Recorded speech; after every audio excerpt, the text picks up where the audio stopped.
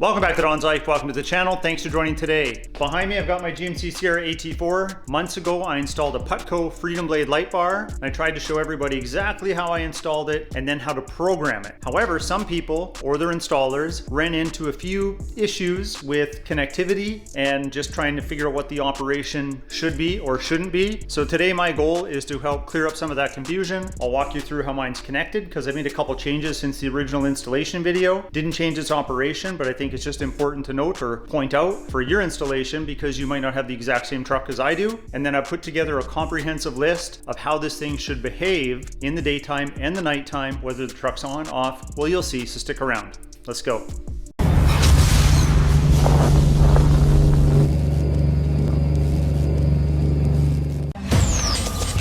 Okay, let's just take a quick moment and talk about the connections. So I'm gonna play a clip from the original install video here, and then when I come back from that clip, I'm gonna show you a diagram just to kind of review it all again and maybe look at it a little differently, more of a bird's eye view. Here is the nice 60-inch blade that will connect here once it's in place to our driver box. This is where the magic happens. The driver box has a power lead that will connect here. This will run all the way to the front of my truck, to the fuse panel, to an ignition source, so it's switched with the ignition. We'll get to that a little later. And then from the driver box, it is going to go to this 4-pin harness and this backup lead here.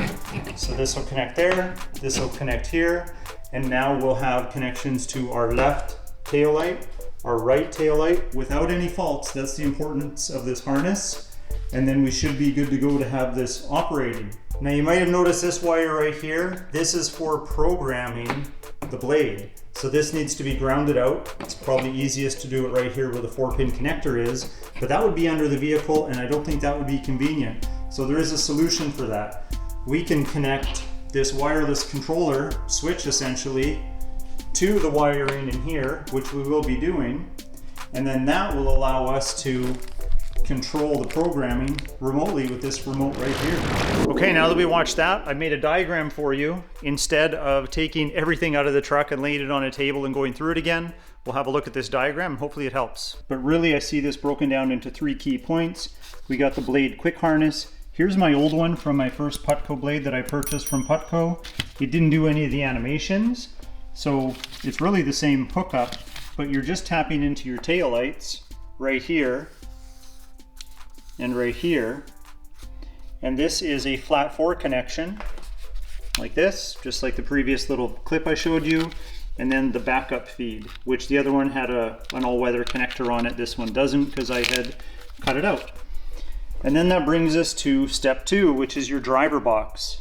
That's where the magic happens. But to give you the extra brightness that is now with the Freedom Blade and the animations that the old blade did not have, that one there, we need to tap in to extra power that turns on when the ignition is turned on. That's why we use a fuse tap, and we do it when the ignition turns on. Now I made this blue because there's a blue wire that comes out of the driver box we need to connect to. Now in one circumstance from a follower on the channel, they told me when they ordered this that their blue wire wasn't sticking out with a connector. It was still in the wiring harness. So they cut back the sheathing, found the blue wire, exposed it, and then ran the power lead to the front, which is included, but for whatever reason this was still tucked in the harness there. He just had to cut it. Otherwise it was coiled up in the rest of the harness and just probably buried in here somewhere in the sheathing. He cut it back here, tapped into it, he was good to go. Now you will notice on this harness there is a red wire that's not to be connected, at least for this installation on this vehicle, and there's an orange wire that is for your programming. Now if you decide to go with the extra remote, which we're going to use when we do some of our tests today, it connects to the orange wire, so you don't have to have this wire sitting somewhere to ground out to do the programming to make the blade act differently. So that brings me to the 3rd step, which is the fuse tap. When you pick the ignition source, you want to make sure that it's switched so we don't drain the battery over time. Now let me just pop the hood and I'll show you exactly how I connected mine. Now when I first did the install in the first install video, I ran the wire underneath the truck, up the firewall, behind the battery, to the fuse panel here, over this edge, and then I tapped one of these 2 fuses here, which is for your DFM So I plugged it in there knowing that DFM doesn't work unless the ignition is on, and that worked fine. What I didn't like is the way that the wire tucked through the side of the box here, which meant that this wasn't perfectly sealed. So later on, I removed that wire and I fished it through the firewall into the passenger side fuse panel behind here. So I used a Micro 3 fuse tap. There's a whole video on that. Tapped right here. You can see I'm using the hot side of that lead, and it's plugged in right there, and it's been working beautifully. It's a switched ignition source. It's for the USB ports in the vehicle, and it has been working just fine. This other fuse tap is for my dash cam right here up at the top, and it's been working great for the last 2 years. Now the reason I chose that fuse location is because the first location I chose was actually monitored by the BCM, and it kept throwing a code about the power steering, which I had to pay the dealership to figure out because I completely forgot that that might have been the problem. So just keep in mind that depending on the fuse location that you tap, some are monitored by the BCM. So if there's extra current being pulled, it might end up producing an error. It was nothing catastrophic, but it was just an annoying prompt that came up on the dashboard. Now that we know everything's connected correctly, we need to understand how it should operate in many conditions: daytime, nighttime, when it's remote started, when it's locked, when it's unlocked, what happens when you do all of these things, and how should that light bar behave. And if you want to get one, you'll know exactly what to look for. So for these series of tests, we are going to simulate daytime by putting a flashlight up against the ambient light sensor, as well as making sure our headlight switch is in the auto position, because the ambient light sensor and whether your headlights are on or off play a role in how the light bar behaves. So right now the truck thinks it's daylight. Okay, let's try locking and unlocking first. Lock, unlock, no light flash, no animation, because it thinks it's daytime. Let's try remote start in the daytime.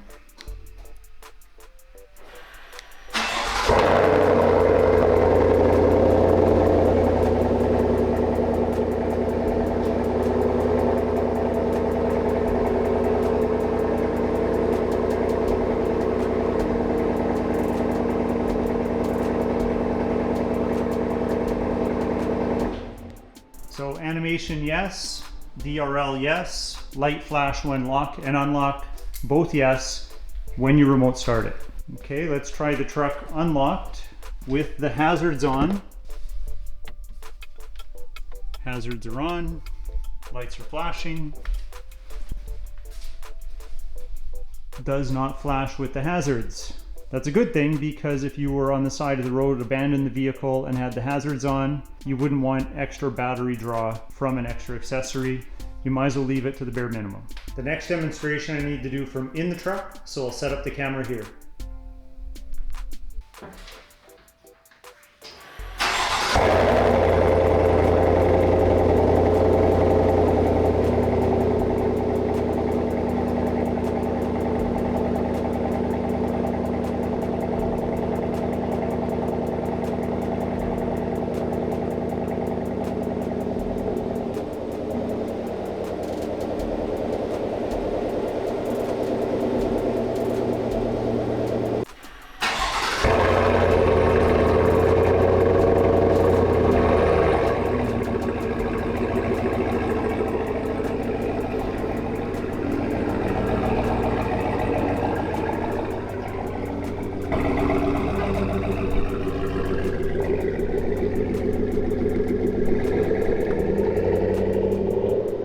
Okay, so that concludes the daylight testing. Now let's cover the light sensor to simulate nighttime, and I'll also turn off these lights. Okay, let's pretend it's dark outside. The truck certainly thinks it is. When we hit lock, we only get the light flash. When we hit unlock, remember how your truck behaves at night, your reverse lights are going to come on. And what does this have connected to it? Oh, a light bar with the reverse light. So when I hit unlock, it should come on with the reverse lights in white, but also because it's starting up, it should animate.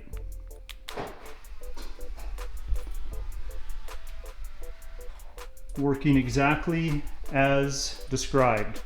Now my cargo light's up there, And this light here, all that stuff is just a mod that I have that turns on extra lighting. That's a totally different video by Boost Auto, but that is why those lights come on when I hit unlock, as well as the bed lights inside.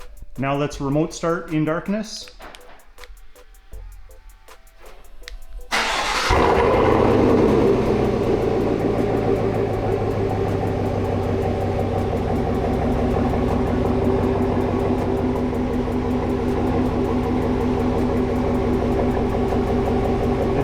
Is on. Now the truck is unlocked, but still in darkness. We're going to try the hazards again, and we should not have the light bar working because of what I mentioned earlier about battery draw. And see, it's not working.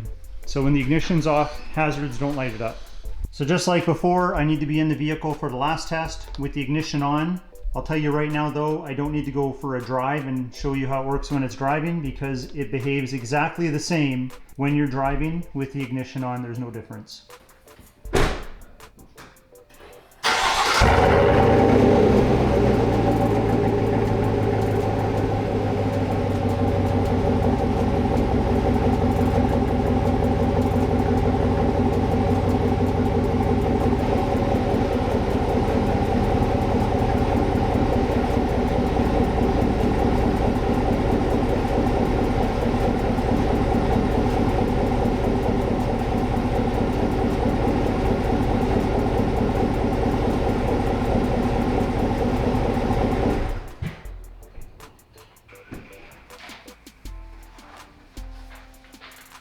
So quick summary: in daytime use, you really just don't get the DRL to stay on or the hazard flash unless you have the lights on with the tail lights, but because we're in the auto position, it thinks that everything's bright enough. The only time this is going to come on is with the tail lights when you put on the brake, or when you start the vehicle, it will do the animation. And for nighttime, it's really simple. It's always doing something unless the vehicle is off and the hazards are on. That's the only time it won't flash, but the vehicle's on, the hazards will flash, and everything else lights up, because the tail lights are also lighting up at nighttime when you're doing anything.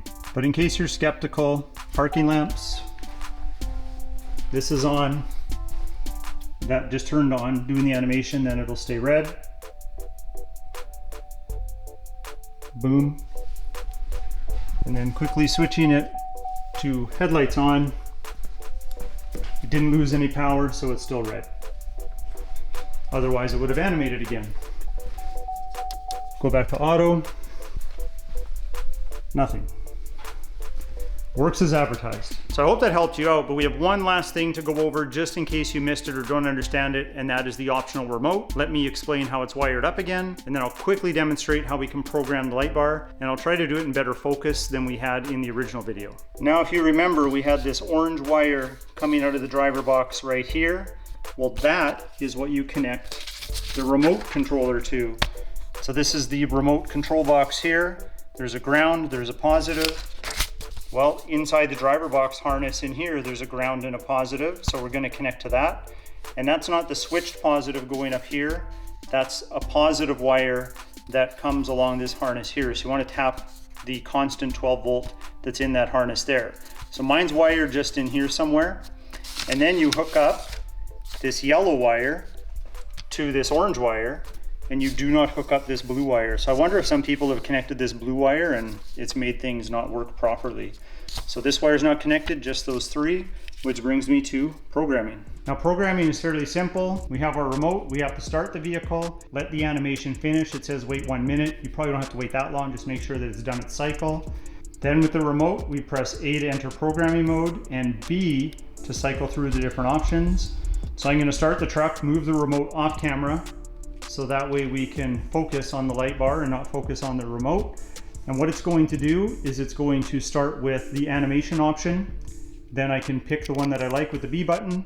And then it's going to pick the signal light behavior option, which I can pick with the B button. And then it'll go to how the brake light behaves. And I can pick the different options with the B button. Now at any time, if I don't push any button, it'll move on to the next option and eventually just time out and save all of the settings for wherever I had left it on each one of the interaction points. So do a quick demonstration now. We'll turn the parking lights on just so we don't have to have the vehicle running while we do this. Okay, we're entering programming mode. You can see we have different animations to choose from.